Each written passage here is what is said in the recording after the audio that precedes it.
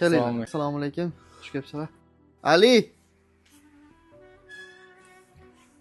Kassaga qarab tur. Hozir u yerga o'tib keling.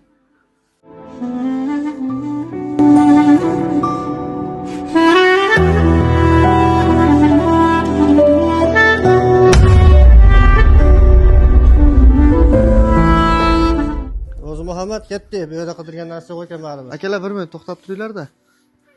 Yana bir bor assalomu alaykum. Yaxshimisiz aka?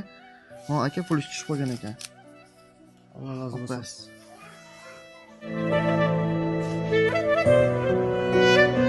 Sen borib turma, bu narsani ko'rgandim.